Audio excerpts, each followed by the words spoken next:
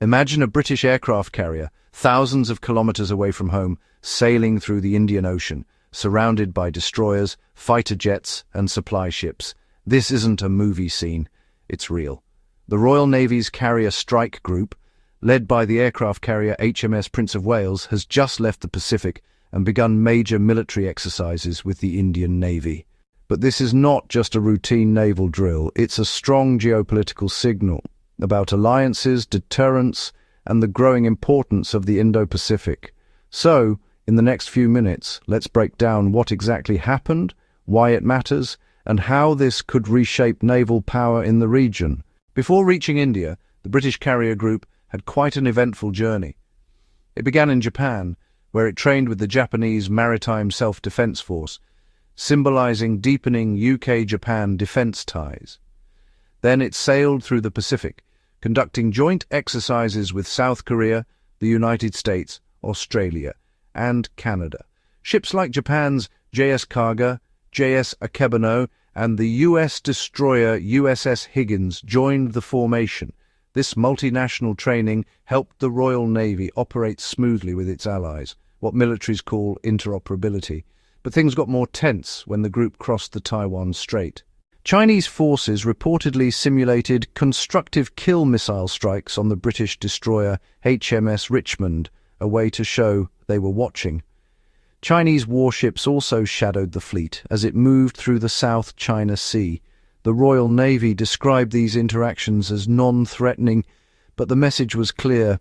China doesn't like foreign carriers operating in what it sees as its backyard.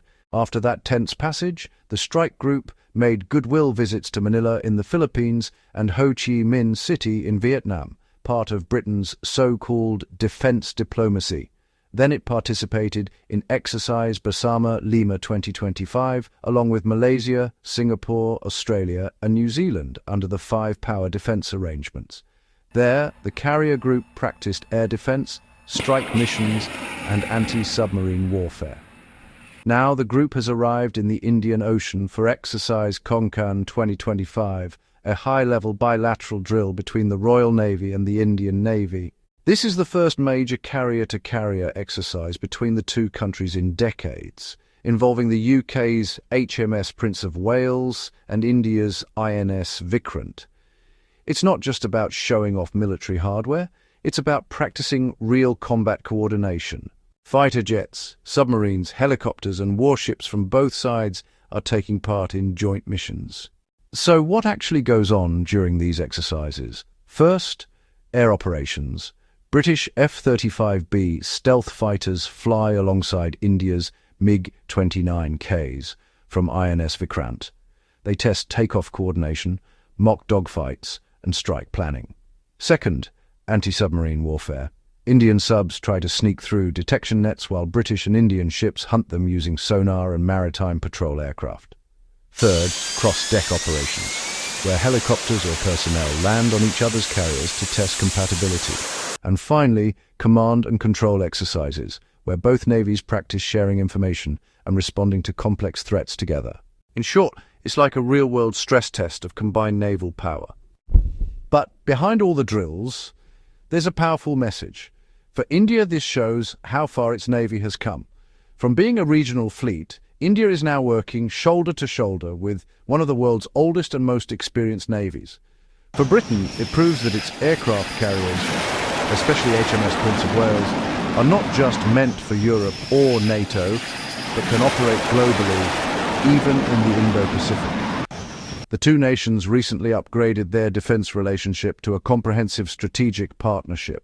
So this exercise isn't just symbolic. It's a preview of future cooperation, joint patrols, technology sharing, and even defense manufacturing ties. And of course, there's a third player watching all of this very carefully: China. China's reaction was predictable. Its ships shadowed the British fleet and simulated missile targeting exercises. This is part of its strategy to show that it controls the region's waters. But in reality, these multinational deployments demonstrate that the Indo-Pacific is not anyone's backyard. For India, it's also a signal to Beijing that it has strong friends and partners in the maritime domain. For Pakistan, meanwhile, it's a reminder that India's naval alliances are expanding quickly. But such long-distance deployments are complex. The Royal Navy had to rely heavily on the supply ship RFA Tidespring for fuel and logistics, operating thousands of miles from home, strains ships and crews. It's impressive, but also expensive and logistically tough. So what does all of this mean? It shows that the center of global naval activity is shifting toward the Indo-Pacific, from the South China Sea to the Indian Ocean. Britain, India, Japan, the US and Australia are forming a loose but powerful network of maritime cooperation. The aim is simple: to ensure freedom of navigation and balance China's growing naval power. For India, these exercises are crucial learning experiences, improving coordination, gaining exposure to advanced aircraft, and preparing for the next generation of carrier operations. And for the world, it's a reminder that oceans, not borders, now define the new front lines of global power.